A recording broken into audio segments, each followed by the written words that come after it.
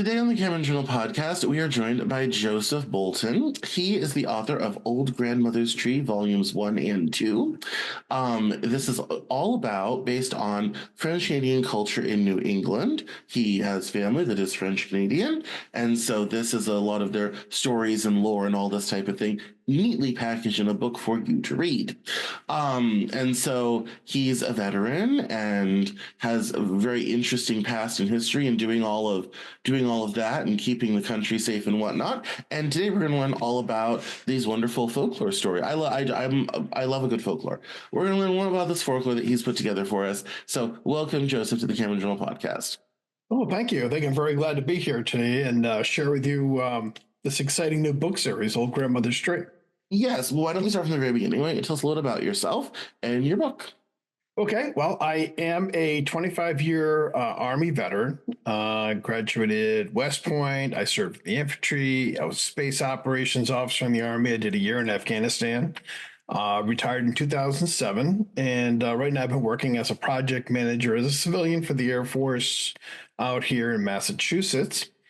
And on the side, on top of all the other things I'm doing, I have been the last couple of years been writing this book series, brand new, called Old Grandmother's Tree. And as you mentioned, it does tie into my family's history. On my mother's side, I am mostly French Canadian. My mother's all her four of her grandparents were born in Quebec. And But so what I did was in this book series, I took my actual French Canadian ancestors and my Algonquin ancestors in Quebec, and I retold their story in the language of folklore. So, in other words, we have Quebec in the 17th and the early 20th centuries, except it's a magical Quebec with Native American inspired trickster animal characters and a little bit of magic. And it's in the language of the folktales. So you have some of the stories in the books are a little poignant and very thought-provoking. Others are rather farcical, to be quite honest, because that's kind of like the language of the folktale. Mm-hmm. And I chose folktales because folktales are a universal language in the world. Every culture has folktales.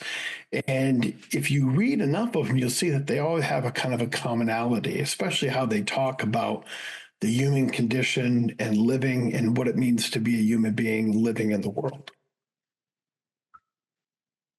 Well, so I guess the first question really is what inspired you to do this? What got you motivated to put these stories together? Well, I kind of came to it gradually. I wrote the first story based on my great-great-grandmother in Quebec, and I was taking French lessons at the time. And I thought, well, I'd write a funny little French story story in French for my class. And it was my great-great-grandmother's farm in Quebec, and at midnight, the animals sneak out of the barn, grab a toboggan, and go sliding down the hill in the middle of the winter. So it's very Quebec style. You have a toboggan, you have snow, you have sliding. And, it was a great story. And it was fun. It was fun to write. And so I decided to write another one. And so what I realized is that early on is that the story of my great-great-grandmother also ties into the story of my Algonquin ninth great-grandmother, Goku.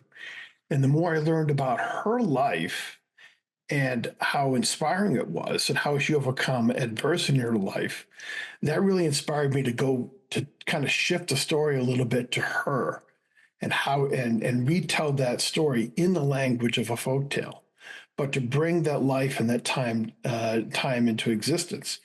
The other thing that makes the story kind of unique is that it is heavily illustrated. There's at least 450 full color illustrations over the two volumes that we have. And it's almost one full color illustration per page. In a sense, it's very much approaching almost like a graphic novel, but it isn't.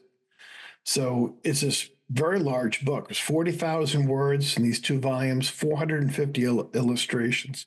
So that's another thing that kind of makes it kind of unique. It's very illustrated, but it's very large. It's much larger than a typical illustrated book.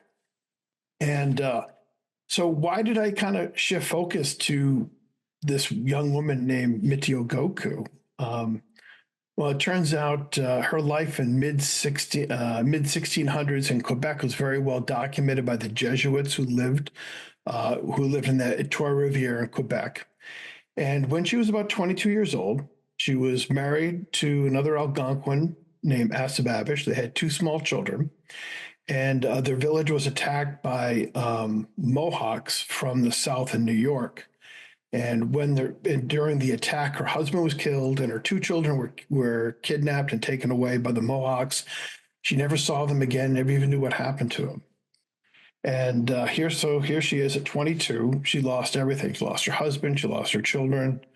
But 5 years later, she married again a French settler named Pierre Cauque. They became my ancestors. And she lived this, life within this community, and she rebuilt her life, and she made something beautiful out of it. And at the very end of her life, when she died, right after she died, the priest in her village wrote of her, and he said, Mitio Goku lived a full life with dignity, respect, and love, a courageous and loving Algonquin woman. And I read that. I said, that's one of the most beautiful two-line eulogies that a person could write. How many of us at the end of our life would say that we've done very well if someone could say that person lived a life of dignity, respect, love, and courage?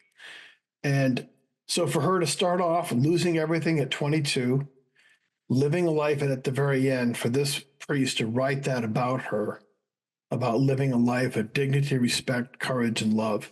I said she had to have a remarkable life and a major impact on the people around her. So she was really the inspiring. So I really wanted to tell her story and honor her through storytelling. Yeah. So I mean, coming from a more military background, how did you get into to writing, at all, and deciding to take on this creative project? Well, I think I really started writing. The first time I wrote was back in 2013. I had just lost my one of my younger brothers to ALS at the time. And I started kind of a blog, and it was really not a fictional blog. I wrote a little bit on philosophy, history, religion, science, whatever was on my mind. It was kind of therapeutic for me at the time. And that's really when I started to write, was during that time period. It's kind of therapy for myself after the loss of my brother. Um, but even as a young child, I was always very imaginative, even though I was very, and loved stories, and I've always loved mythology, and I loved, how things connect. Really studying about how we connect into the world around us. How do we connect in with our family, extended families? How do we connect in with our ancestors? I always asked lots of questions of my grandparents and my great aunts and uncles about where we came from in Quebec. So I was always fascinated by that. So, a few years ago, maybe about 3 or 4 years ago, is when I actually started writing that first story, is when that love of storytelling and that desire for connection with my own family's history kind of merged together and created this series of books. And it's only the beginning. I've got a volume 3 that's being worked on right now. It's already written, and the illustrations are going to be starting to be finalized starting in just a couple of weeks, and we should have that out by the end of the summer. And then I have a volume 4 in the same series, which will be coming. It's already written, and that'll probably be coming out early next year. Yeah, I want to talk a little bit about the illustration process, because some people are very nervous about that. Just walk us through the process of how the illustrations come together. Okay, well, I actually work with two illustrators, excuse me. One of the illustrators is the storyboard artist, and her job is that we work together. We go through the story, and she does these rough sketches about where we want an illustration to go. What do we kind of want that what illustration to show in there at that point in the story? And so she's like the pioneer. She goes through the story and she marks all the places where the final illustrations will go. And Masami Kiona is her name, and she lives in Manhattan, and she's a storyboard artist. She does for commercials. In fact, one of her commercials was I think it was for Doritos in the Super Bowl a couple of years ago that she helped design that way. So that's the first part of the process. The second part is the finalization of the rough sketches and putting them into the final color palette that we have. And for that, I'm working with a new Toronto-based artist named Natasha Pelly Smith. And she's a wonderful artist. She was trained in Paris, actually, as an art for her college work in art.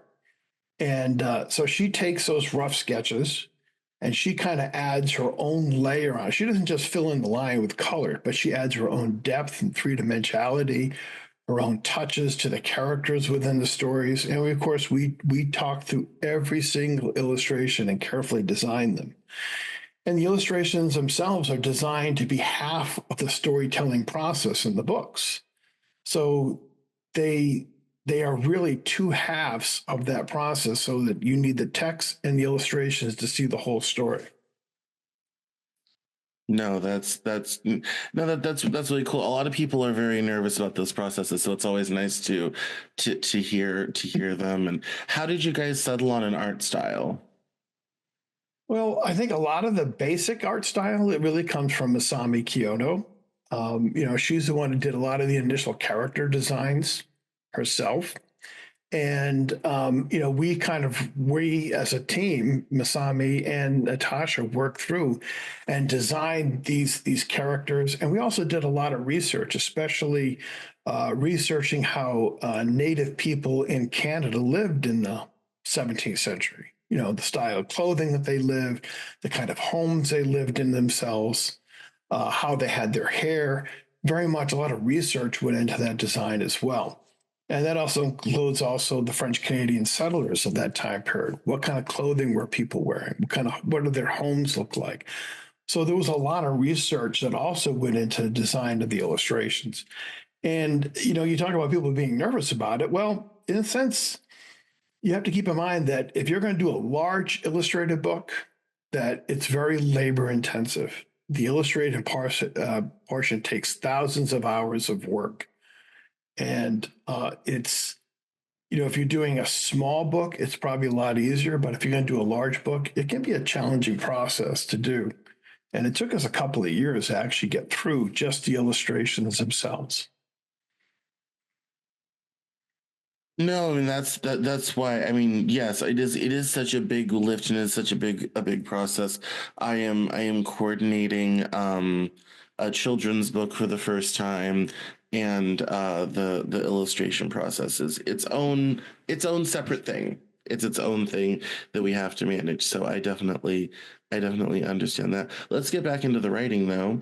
Tell us a little about your writing process. How do you come up with these stories, develop them, write them? Are you an outliner? Does it just flow? How does that work? Well, I'm definitely more of I write based on the inspiration. I would say the stories kind of percolate within myself in the very back of my subconscious. And when they're ready, I'll suddenly feel that sense of creativity, and I will go downstairs, go to the computer right away, and I'll knock out a rough draft within 2 days of 4,000, 5,000 words for each of those stories. So I never do an outline. I'm very much a visual in my imagination when it comes to creating the stories. I put the characters in a situation, and then I kind of just watch what the characters do, and then I just kind of type that out. I've never worked. I know that some people start with an outline, but I've never done that myself. I kind of write when I have the inspiration, and before then, there's a lot of uh, lot of replaying the stories in my mind, almost like a movie before I put them down, into on the page, so to say, on the into the computer itself and create the story. And of course, even though as writers we always like to think that our first draft is 100% perfect, well, it always benefits from feedback from trusted friends that you may have that will give you will give you honest feedback. I've been working with a editor slash writers coach out of Montreal, and so she's been provide a lot of feedback for that as well. And then, I still also get feedback from, Natasha and Masami as they create the illustrations. Sometimes we have ideas in the illustrations that says, we want to tell this helps us tell the story a different way. And so we'll change the text to kind of complement the illustrations instead of the illustrations just complementing the text. So in some ways, I think the writing process is the easiest part for me. I think matching them up with the illustrations probably takes the most time. But I think everyone has their own different styles. I belong to a writers group at my local library, and some of the writers there, they map out the whole story ahead of time. They'll do this outline, and then they'll go back and start filling it in. That style has never worked for me. It's very much, like that. And I also find that a lot of the story process, as I link these various stories all together, and there's like 10 stories total in these 2 volumes, that there are details in those stories that I'm not aware of at a conscious level, but they do link into other stories I haven't even written yet, and the way they all kind of tie in together. So there really is a subconscious process to creativity when you're writing that I think happens below the surface of your mind. And I think that if you're in tune with that and you let that flow, I think you can really create, it really helps you with your world building if you're writing a fictional story. And it helps, tie your stories in together if you listen to that part of your imagination that occurs below the surface. No, that's I always, if it makes you feel any better, the proportion of people who don't outline to outline on this show is easily 10 to 1. Like when someone is an outliner, I celebrate because I also outline. Always celebrate them because there's apparently so few of us. Everyone else is just out here, cranking it out, sort of thing, while we're plotting and planning over in the corner. So, you're in good company with almost everyone else who's been on this show. So that's very good. Now, kind of an odd thing. Is this book for adults, for children? Who's the target audience here? Everyone, I would say. I wrote, early on, I remember when I first started writing the story, and the very first story I wrote had the farm animals on top of the hill smoking cigars and drinking wine. And the editor, one of the assistants of the editor, looking at the story, says, "How can you write this story for children? You have animals that are that are drinking wine and smoking cigars." I said, "Look, I'm just writing a good story." So it really is meant for everyone. And I really didn't have a target audience in mind because I think if I did, it would have really constrained the creative process for me. So my first goal was to write a story that the story that everyone could enjoy. And I would say what has come out of this process is a book that adults will enjoy reading because there's some parts of it, again, very thoughtful, thought-provoking. There are parts that adults will enjoy reading with their children and their grandchildren because there's some stories are kind of silly and farcical, especially with the trickster animals and their antics that they do. So it's really, I would say it's meant for adults, and it's also especially meant for adults reading to younger children. And it's really good also for children, I would say, from 10 years old and up to read, because it's about that reading level, I would say. A chapter book, lots of illustrations, but there's a lot of text on there as well. So I think that's the way it is. It's for everybody, and that's made it kind of a challenge for me when it came to marketing the book, because it's especially if you try to put the book on Amazon. Amazon really wants you to put your book in a category, and I think that this book really doesn't really match very well in all those categories that Amazon had. So that part has been a challenge for me. But I really believe that the first priority as a writer and teaming up with my artists, between the three of us, our first priority was, let's create a great book and just see where it lands. And that was the approach that we took. Let's just make sure what we're doing is building is of good quality. And then we'll just see where that comes out. And we believe that a good book will be read based on the quality of itself, and not really worry about the categories that it fit in. Yeah, that's when it comes to the marketing and not necessarily wanting to fit into a strict, into a strict category. That I mean, how has the marketing and sales been? Because as someone who works at a publishing company, I kind of recoil in horror to be kind of like, no, no, you really it has to fit somewhere. You've got to find some way to make it fit somewhere. Otherwise, you don't come up in search. There's all these logistical marketing issues. So, what have you been doing for the marketing? How has it been? Well, it's been slow but steady. I think part of the challenge is for marketing, especially if you self write and you put that together.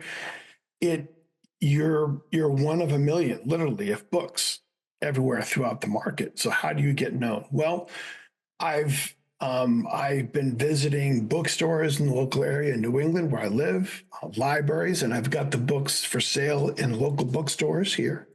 I've got it in several libraries here in New England, in Massachusetts, and Rhode Island, and I also actually have the book for sale in Quebec at one place. It's the Saint Catherine Shrine at the Mohawk Reservation just south of Montreal. And I've also teamed up with the Algonquin community in Ontario, and they're kind of helping me promote the book up there. And I teamed up with them because, of course, Mitio Goku is an Algonquin woman herself from the stories. So I would say my advice to anyone else is that if you really want the book to be known, you have to kind of put the effort in to market it yourself. You can't just put the book out on Amazon and expect that all these sales are going to happen. You actually have to get the book in hands of people. And back to the whole thing, how to categorize it. When I've described this book, for example, to booksellers, and I'll say I'm just describing it verbally, a lot of them are very confused. They're like, "You're telling me you wrote a story about something in the 17th century in Quebec, and it's kind of folklore stuff? And how does that even work?" People are kind of confused. They want to put in a category. But I would say that once someone is handed a copy of this book, and it is actually in their hands, and they start thumbing through the pages, people love the book. People love the book once they get in. So that's part of the key. You've got to get the book in the hands of readers, whatever way you can do that, even if it is just giving it away initially. But that is your best strategy for marketing a book, I think.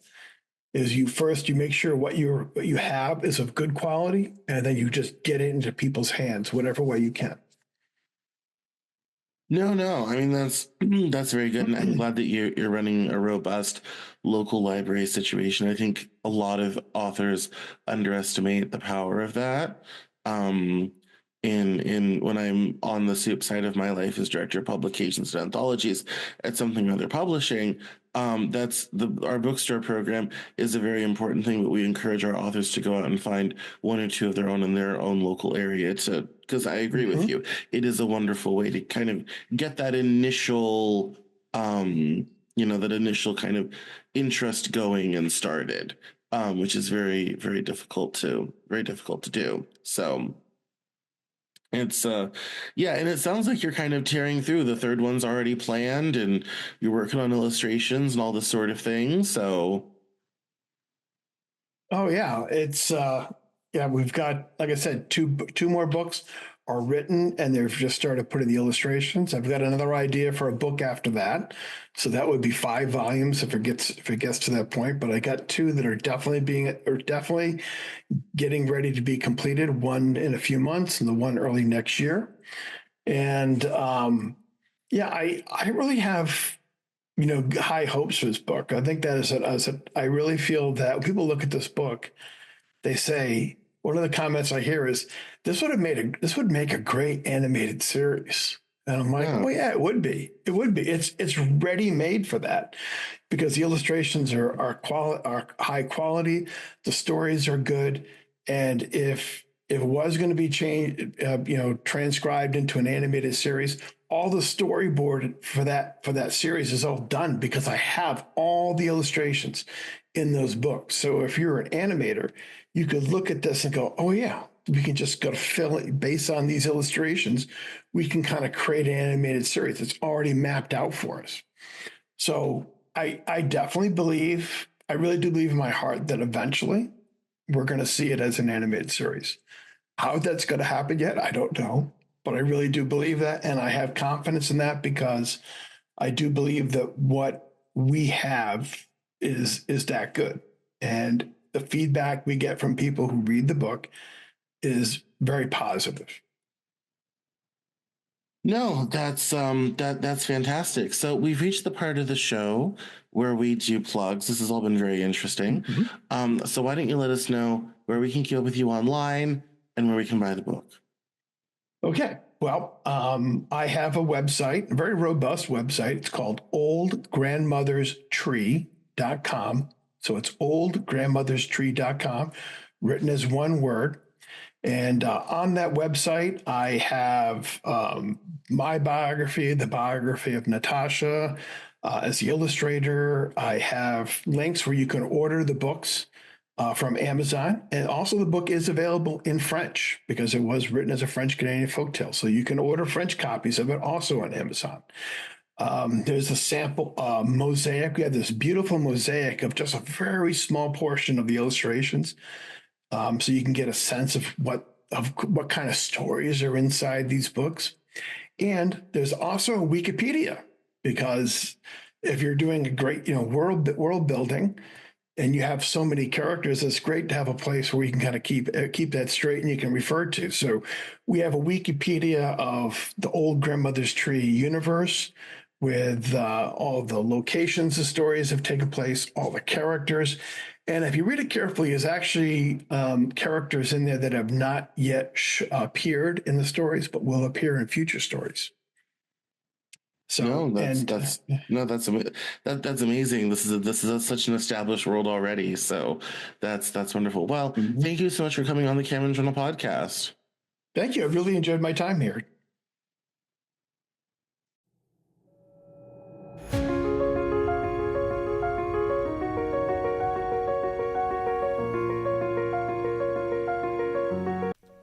That's all for this episode of the Cameron Journal podcast. Thank you so much for listening. Visit us online at CameronJournal.com. We're on Facebook, Twitter, and Instagram, and I love to talk to my followers and listeners, so please feel free to get us on social media at Cameron Cowan on Twitter, and we'll see you next time on the Cameron Journal podcast.